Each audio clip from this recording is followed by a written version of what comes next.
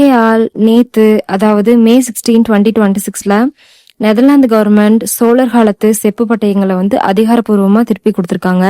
சரியா ஒரு 1000 வருஷத்துக்கு முன்னாடி தமிழ்நாட்டை ஆட்சி செஞ்ச சோழர் காலத்து பட்டயம் இது. குறிப்பா ராஜராஜ சோழன் 1, ராஜேந்திர சோழன் 1, குலோத்துங்க சோழன் 1 இந்த 3 அரசர்களோட காலத்துல உருவான ஒரு செப்பு பட்டயம் இது. செப்பு பட்டயம் அப்படின்னா ஒரு வளையத்துக்குள்ள நிறைய பட்டைகள் உள்ள கோர்த்த மாதிரி இருக்கும். இது பேசிக்கலி பாக்குறதுக்கு எப்படி இருக்கும் அப்படின்னா ஒரு கீச்சைன் மாதிரி இருக்கும். இந்த பட்டயத்துல அந்த பீரியட்ல புத்த மடத்துக்கு வழங்கின நிலதானம் பத்தியும், கிராமத்தோட வருவாய் உரிமைகள் பத்தியும், சோழர் காலத்து நிர்வாக அமைப்பு பத்தியும் சொல்லியிருக்காங்க. இதை விட முக்கியமா சோழர்களோட காலத்துல கடல் கடந்து வணிகம் வைக்கிறதுல மிக சிறந்து விளங்கியிருப்பாங்க. அதுக்கு ஒரு சாட்சியா இந்த பட்டயம் இருக்கு. தெற்காசிய நாடுகளோட இவங்க வச்சிருந்த வணிக தொடர்பு பத்தியும் இந்த செப்பு பட்டயத்துல சொல்லியிருக்காங்க.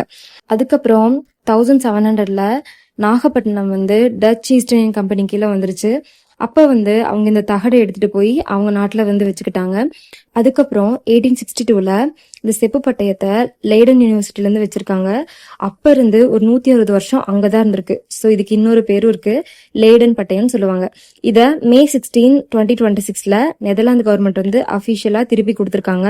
சோ இது வெறும் பட்டயம் கிடையாது, சோழர் காலத்துல அவங்க எப்படி எல்லாம் வாழ்ந்தாங்க, அவங்களோட நிர்வாக முறை எப்படி இருந்தது அப்படின்னு சொல்லிட்டு இந்த பட்டயம் மூலமா நம்ம தெரிஞ்சுக்கலாம்.